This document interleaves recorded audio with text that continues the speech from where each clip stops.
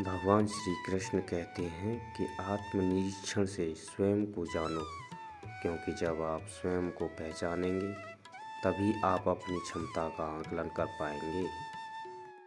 ज्ञान रूपी तलवार से अज्ञान का नाश करना चाहिए। जब कोई व्यक्ति अपनी क्षमता का आकलन करता है तभी उसका उद्धार हो पाता है। मनुष्य के भीतर सुख और आनंद का वास है, लेकिन मनुष्य उसे स्त्री में, घर में और बाहरी सुखों में ढूंढ रहा है। मनुष्य इंद्रियों के अधीन है, इसीलिए जीवन में विकार और परेशानियां आती हैं।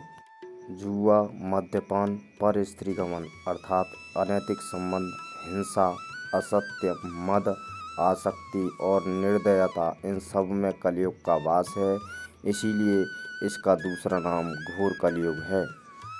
मनुष्य को हमेशा अपने मन और बुद्धि पर भरोसा नहीं करना चाहिए, क्योंकि वे मनुष्य को बार बार धोखा देते हैं। स्वयं को निर्दोष मानना बहुत बड़ा पाप सिद्ध होता है। भगवान श्री कृष्ण ने श्रीमद् भागवत गीता में कहा है, क्यों व्यर्थ चिंता करते हो, किससे व्यर्थ डरते हो, कौन तुम्हें मार सकता है। आत्मा न पैदा होती है न मरती है। जो हुआ वह अच्छा हुआ, जो हो रहा है वह भी अच्छा हो रहा है, और जो होगा वह भी अच्छा ही होगा।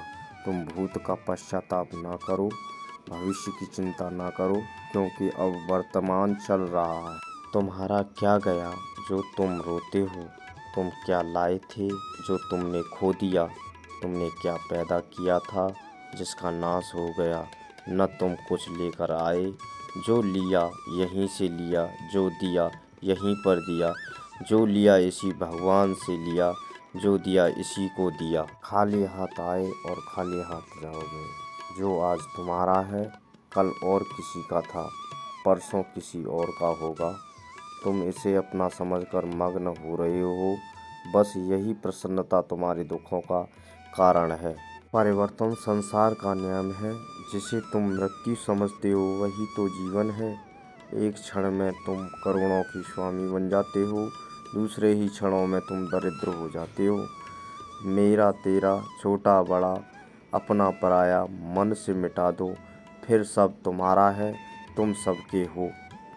न यह शरीर तुम्हारा है, न तुम शरीर के हो। यह अग्नि, जल, वायु, पृथ्वी, आकाश से बना है और इसी में मिल जाएगा, परंतु आत्मा स्थिर है। फिर तुम क्या हो? तुम अपने आप को भगवान को अर्पित करो, यही सबसे उत्तम सहारा है। जो इसके सहारे को जानता है वह भय, चिंता व शोक से सर्वदा मुक्त है। जो कुछ भी तू करता है उसे भगवान को अर्पण करता चल। ऐसा करने से सदा जीवन मुक्ति के आनंद का अनुभव करेगा। भगवान श्री कृष्ण कहते हैं कि मृत्यु एक अपरिवर्तनीय सत्य है, लेकिन केवल यह शरीर नश्वर है। आत्मा अजर अमर है। आत्मा को कोई काट नहीं सकता, अग्नि जला नहीं सकती और जल उसे गीला नहीं कर सकता। जिस प्रकार से पुराने वस्त्र बदलकर नए वस्त्र धारण किए जाते हैं, उसी प्रकार आत्मा एक शरीर का त्याग करके दूसरे जीव में प्रवेश करती है।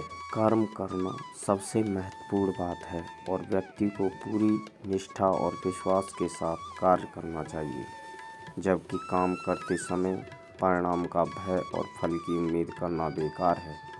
भगवान श्री कृष्ण कहते हैं, मैं हर क्षण सबके साथ हूँ और कण कण में विद्यमान हूँ। अपने मन में दूसरों के लिए बुरे भाव या बुरे विचार रखना ही हमारे अपने विनाश का कारण है। इसीलिए इन बुरे विचारों को अपने मन से दूर रखना चाहिए। श्री कृष्ण ने कहा है कि क्रोध से भ्रम पैदा होता है, जो बुद्धि को विचलित करता है। भ्रमित व्यक्ति अपने मार्ग से भटक जाता है, तब सारे तर्क नष्ट हो जाते हैं, जिससे मनुष्य का पतन हो जाता है। इसीलिए हमें अपने क्रोध पर नियंत्रण रखना चाहिए। भगवान श्री कृष्ण कहते हैं कि मानसिक शांति और जीवन के बाद मोक्ष की प्राप्ति के लिए यह आवश्यक है कि हम अपनी इच्छाओं को नियंत्रण में रख सकें। श्री कृष्ण ने कहा है कि मृत्यु का भय व्यर्थ है, क्योंकि मृत्यु हमारे शरीर में विराजमान आत्मा को कभी नहीं मार सकती। मृत्यु केवल मांसपेशियों से बने शरीर का अंत करती है। इसीलिए अपने आप को भगवान को अर्पित करो, यही सबसे उत्तम सहारा है। जो इसके सहारे को जानता है वह भय, चिंता व शोक से सर्वदा मुक्त है। जो कुछ भी तू करता है उसे भगवान को अर्पित करता चल। ऐसा करने से सदा जीवन मुक्ति के आनंद का अनुभव करेगा।